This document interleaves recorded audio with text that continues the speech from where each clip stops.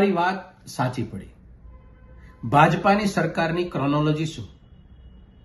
આ રાજ્ય કે દેશની અંદરથી યુવાન, વિદ્યાર્થી, મહિલા કે ખેડૂત હક અને અધિકાર માંગવા માટે નીકળે એટલે એને દબાવી દો, એને નશ્યત કરો, એને એ કક્ષાએ એને ઉગ્ર કરો કે પોલીસનો પ્રવેશ આપવાની જરૂરત પડે.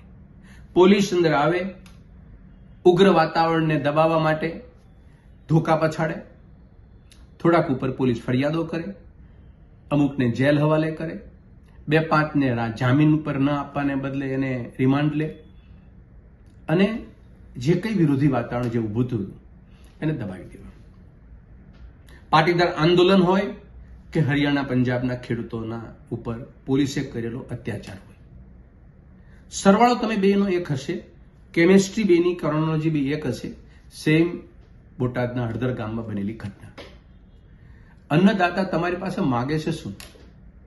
એને કીધું કે અમને ભાવ તો નથી મળતો, પણ જે ભાવ આપે છે એમાં અમને છેતરપિંડી થાય છે. આ છેતરપિંડી અટકાવવા માટેની રજૂઆત હતી. એ રજૂઆતને લઈ એમાં સહકાર વિભાગ આવતો હતો, કૃષિ વિભાગ આવતો હતો અને કઈ ને કઈ રીતે કાયદો અને વ્યવસ્થાનું પાલન થાય એ માટે નિગરાની માટે ગૃહ વિભાગ હતો. 3માંથી એકેય મિનિસ્ટરે, એકેય પ્રધાને 7મી ઓક્ટોબરથી આજ 15મી ઓક્ટોબર છે, એક નિવેદન આપ્યું નહીં. શું કામ ન આપ્યું? કારણ કે તમારા પ્રશ્નના ઉકેલમાં એમને કોઈ રસ નહોતો. તમારા વિરોધમાં એ જે વ્યાજબીપણું હતું એને નશ્યત કેમ કરવું, એને દબાવી કેમ દેવું, એના માટે તમે એવી કોઈ ભૂલ કરો, તમે 5, 25, 500, 2000 ભેગા થાઓ એટલે દંડાવાળી કરવા માટે પોલીસ એની રાહ જોતી હતી અને ઉપરથી એને આદેશ પોલીસનો આવી ગયો હતો કે ભાઈ આ કરવાનું છે. અને એ આ સિરિયસ તો કઈ પહેલી વખત તો નથી. પાટીદાર આંદોલન થયું ત્યારે શાંતિથી બેઠા હતા, ધોકા પછાડ્યા હતા, ઉપર ચડી ચડી માર્યા હતા બધા. દિલ્હીની અંદર આંદોલન 700 ખેડૂતોની શહાદત થઈ. શું કર્યું? ખીલા જડી દીધા, આમ કર્યું, તેમ કર્યું. આંદોલનને કચડી નાખવા માટે તેને તમામ કરવું એના માટે એક પોલીસ હતું. આ સરકાર ભાજપાની છે એ બરાબર આ રાજ્ય કે દેશની જનતાની નાળ પારખી ગઈ છે કે આ જનતાના વિરોધને દબાવી દેવો હોય તો અંગ્રેજોની સ્ટાઇલ નહીં, આ વ્હાઇટ ઘરના આ દેશના અંગ્રેજોની એ ચાલ અલગ પ્રકારની છે. આંદોલનને દબાવી દેવો એટલે મુખ્ય કરતા હરતા હોય એના ઉપર ફરિયાદો કરી દો, જેલ હવાલે કરી દો, એને જામીન ન મળે એવા પરિસ્થિતિઓ મૂકી દો. આવી માનસિકતાથી પોલીસની એન્ટ્રી એ એની સફળતા છે. આ કાર્યક્રમની પૂર્ણાહુતિ શું થશે? હવે ખેડૂતોના નેતા કોણ બનશે? ખેડૂતોની સાથે કોણ ઉભું રહેશે? સરકારને તો ઉભું રહેવું નથી, સરકારે એનું સાંભળવું નથી.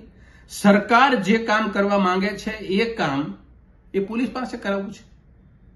વેપારીઓ એને પરેશાન કરે છે, વેપારીઓ એને છેતરે છે, છેતરપિંડી થાય છે, એના ઉપર અભ્યાસ નથી કરવો, એનું વિશ્લેષણ નથી કરવું, સત્ય શું ને ખોટું શું છે એ પણ એમાં પડવું નથી. એટલા માટે આજે 15મી ઓક્ટોબર 85 લોકોની ધરપકડ કરી હતી પોલીસે. મૂળ મુદ્દો રહી ગયો બાજુમાં.